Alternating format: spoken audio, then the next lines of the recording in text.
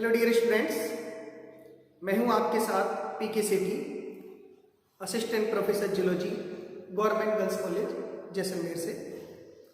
आज के video lecture में हम फिजियोलॉजी का एक नया सिस्टम स्टार्ट कर रहे हैं, सर्कुलेटरी सिस्टम। इससे पहले के वीडियो में हम डाइजेस्टिव सिस्टम के बारे में डिस्कस कर चुके हैं, उस सिस्टम को कंप्लीट कर चुके हैं। नेक्स्ट सिस्टम स्टार्ट कर रहे हैं, तो चलिए स्टार्ट करते हैं।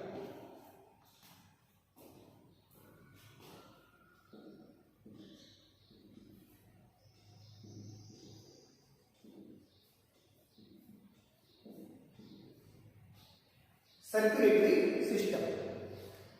देखिए, सर्कुलेटरी सिस्टम जो सर्कुलेशन के काम में आता है,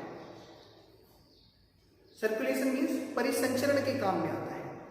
इस तंत्र को हम परिसंचरण तंत्र कहते हैं। अब परिसंचरण किस चीज का? देखिए, हमने देखा था डाइजेस्टिव सिस्टम में हम जो भोजन को डाइजेस्ट करते थे, तो डाइजेशन के बाद भोजन हमारी इंटेस्टाइन में एकत्र हो जाता था और इंटेस्टाइन से उस भोजन को, जो डाइजेस्ट भोजन है, उसकी जो आवश्यकता है वो केवल इंटेस्टाइन को नहीं है, पूरी बॉडी को उस डाइजेस्ट फूड की आवश्यकता है एनर्जी के लिए। तो एक्चुअल में वो जो डाइजेस्ट फूड है जो हमारे इंटेस्टाइन में है, इंटेस्टाइन से इस फूड को पूरी बॉडी तक ले जाना है, सारी सेल्स तक लेकर जाना है। तो इस सेल्स तक लेकर जाने में हमारी जो मदद करता है वही तंत्र सर्कुलेटरी सिस्टम होता है। तो इस सर्कुलेटरी सिस्टम में इसको मेनली हम 3 पार्ट्स में डिवाइड कर सकते हैं। उनमें पहला जो पार्ट है वो है ब्लड, दूसरा पार्ट है इसमें ब्लड कैपिलरीज, और तीसरा जो पार्ट है इसमें वो है हार्ट।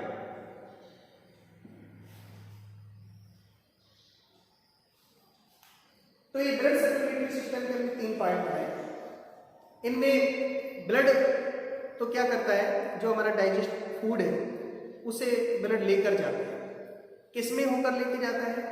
ब्लड कैपिलरीज में होकर लेके जाता है। और ब्लड को, फूड को ले जाने के लिए प्रेशर जो प्रदान करने का कार्य है, वो प्रेशर प्रदान करने का काम कौन करता है?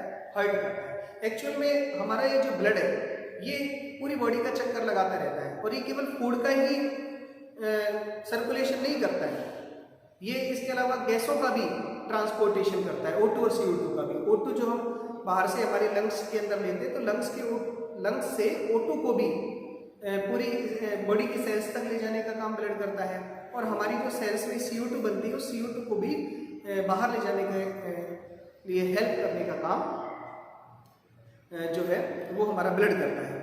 तो ब्लड को इस सर्कुलेशन के लिए जो एनर्जी चाहिए, जो पावर चाहिए, जो प्रेशर चाहिए, वो प्रेशर प्रदान करने का काम हमारा हार्ट करता है। तो हम एक एक करके अलग अलग वीडियोज में इन सब के बारे में डिस्कस करेंगे कि ब्लड जो है उसका कंपोजिशन क्या होता है, ब्लड कैपिलरीज कितने टाइप्स की होती हैं और उनके क्या फंक्शन होते हैं, और हार्ट जो है उसकी क्या स्ट्रक्चर होती है और किस तरीके से हार्ट की मैकेनिज्म कंप्लीट होती है, उनके बारे में डिस्कस करेंगे। इससे पहले हम सर्कुलेटरी सिस्टम जो है इसके टाइप्स के बारे में जान लेते हैं। सर्कुलेटरी सिस्टम को हम 2 टाइप्स में डिवाइड करते हैं।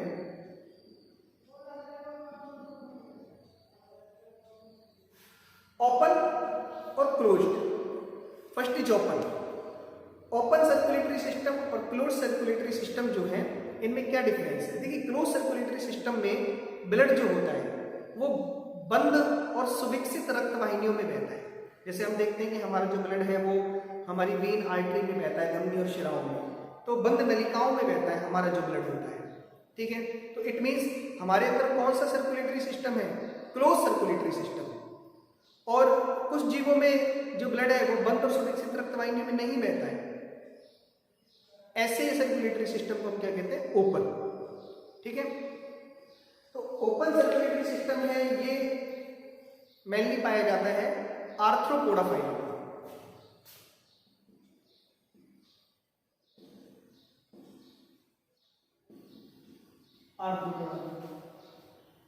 कुछ मॉलस्क में पाया जाता है ओपन सर्कुलेटरी सिस्टम, कुछ प्रोटोपोडिड्स में भी होता है।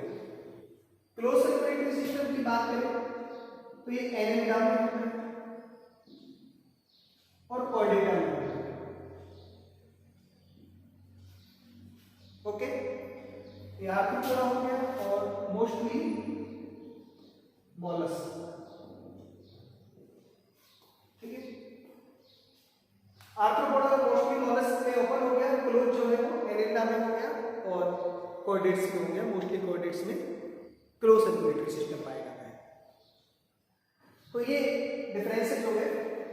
अब इसके बाद हम एक एक करके डिस्कस करते हैं। सबसे पहले हम ब्लड के बारे में चर्चा करेंगे। तो देखिए, ब्लड जो है, व्हाट इज ब्लड? ब्लड है क्या? ब्लड एक टिश्यू है। क्या है? टिश्यू। कैसा टिश्यू है? कनेक्टिव टिश्यू, कनेक्टिंग टिश्यू है, मतलब संयोजी ऊतक है। और किस फॉर्म में पाया जाता है? लिक्विड फॉर्म में। रक्त एक तरल संयोजी ऊतक है। Blood is a liquid connective tissue. आपको ये ध्यान रखना है। ओके, रक्त एक तरल संयोजी ऊतक है। रक्त तो संयोजी मतलब कनेक्टिंग, मतलब कनेक्ट करता है हमारी पूरी बॉडी को। पूरी बॉडी में ऊपर से नीचे तक जो है प्रवाहित होता रहता है, कनेक्ट करता है बॉडी को।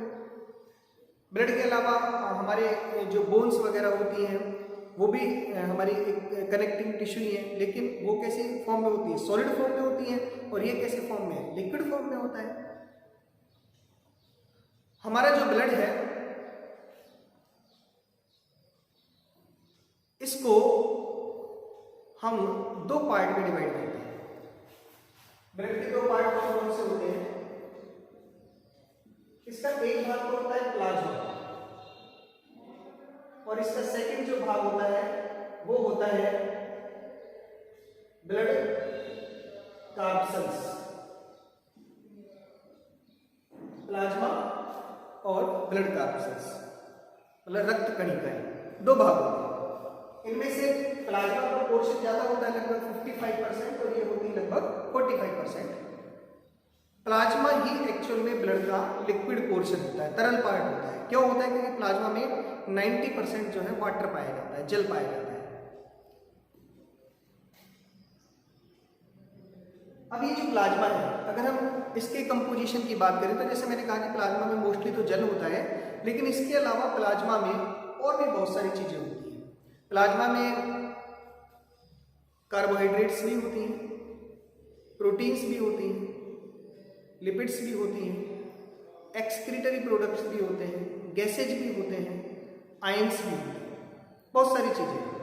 तो जैसे कि हम बात करें शुगर की बात करें, कार्बोहाइड्रेट मतलब कौन सी शर्करा होती है? तो ग्लूकोज हमारे ब्लड में पाई जाती है, प्लाज्मा में। प्रोटीन्स की बात करें तो इसमें एल्बुमिन है, फाइब्रिनोजन है, ठीक है, ग्लोबुलिन है, ये प्रोटीन्स पाई जाती हैं। एल्बुमिन परासरण नियमन के काम में आती है, ऑस्मोरेगुलेशन के।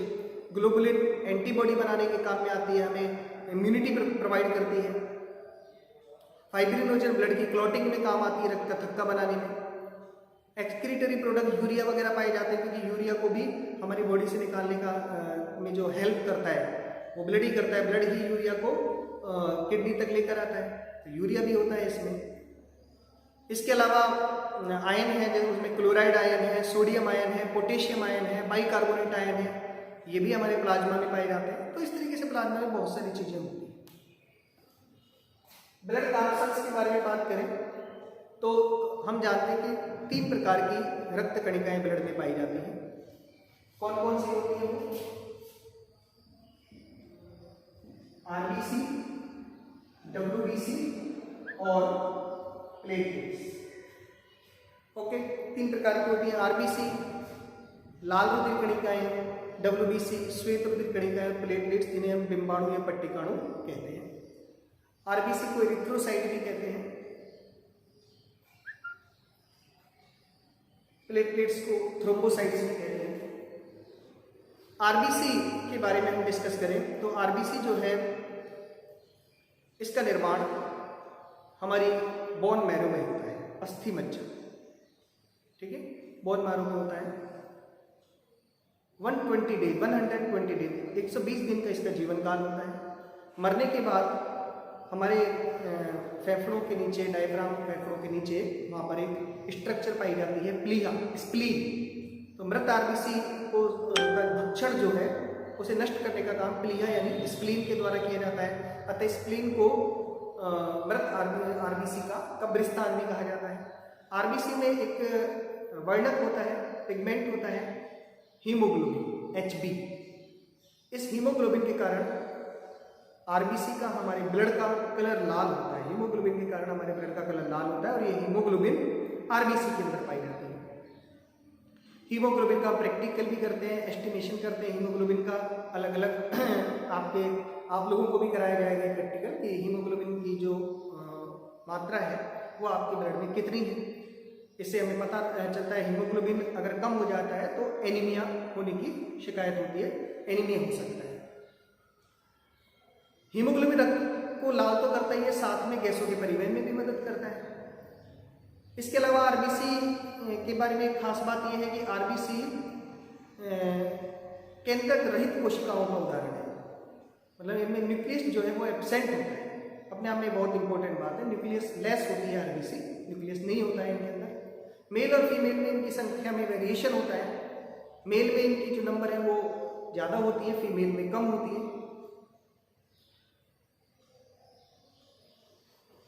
डब्ल्यूबीसी की बात करें तो डब्ल्यूबीसी में कोई पिगमेंट नहीं होता है, इसलिए ये श्वेत होती है।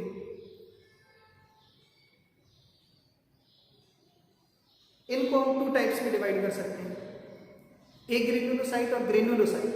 ए ग्रेन्युलोसाइट मीन्स जिसमें ग्रेन्यूल्स नहीं होते, कणिकाएं नहीं होती, और ग्रेन्युलोसाइट्स जिनमें ग्रेन्यूल्स अर्थात कणिकाएं पाई जाती हैं।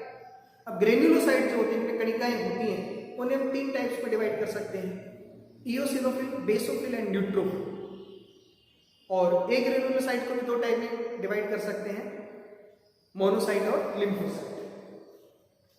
तो जैसे मैं यहाँ पर नोट कर देता हूँ, डब्ल्यूबीसी के 2 टाइप मैंने आपको बताया, ग्रेन्युलोसाइट और ए ग्रेन्युलोसाइट। ग्रेन्युलोसाइट के 3 पार्ट मैंने यहाँ बताया, इओसिनोफिल, बेसोफिल एंड न्यूट्रोफिल। और ए ग्रेन्युलोसाइट के 2 बताए मैंने, मोनोसाइट और लिम्फोसाइट। तो इस तरीके से 5 टाइप हो गए हमारे पास, इओसिनोफिल, बेसोफिल, न्यूट्रोफिल। ये जो टाइप है ये स्ट्रेन के आधार पर है, अभिरंजन के आधार पर है कि किस स्ट्रेन से इन्हें अभिरंजन किया जा सकता है। इओसिनोफिल अम्लीय अभिरंजकों से कलर ग्रहण करती है, बेसोफिल क्षारीय अभिरंजकों से कलर ग्रहण करती है, और जो न्यूट्रोफिल होती है वो दोनों से। मोनोसाइट और लिम्फोसाइट ये ए ग्रेन्युलोसाइट होती है, और ये भी जो है क्या करती है, लिम्फोसाइट को एंटीबॉडी बनाने के काम में आती है, और मोनोसाइट न्यूट्रोफिल के साथ मिलकर शरीर की प्रथम प्रतिरक्षा पंक्ति का निर्माण करती है। ओके, प्लेटलेट्स के बारे में बात कर लेते हैं। प्लेटलेट्स तर्करूपी स्ट्रक्चर होती है इनकी, प्लेटलेट्स की 2.5 से 3 लाख प्रति घन मिलीमीटर इनकी संख्या होती है। न्यूक्लियस इनमें भी नहीं होता है, और इनका जो मेन फंक्शन है वो मेन फंक्शन है कि ये ब्लड की क्लोटिंग में काम आती है, रक्त का थक्का बनाने में मदद करती है। तो ये हमारी बात हो गई सर्कुलेटरी सिस्टम के फर्स्ट पार्ट अर्थात ब्लड के बारे में। नेक्स्ट वीडियो में हम डिस्कस करेंगे ब्लड कैपिलरीज के बारे में, उसके बाद नेक्स्ट वीडियो में हार्ट के बारे में। तो आज के लिए इतना ही। Thank you very much.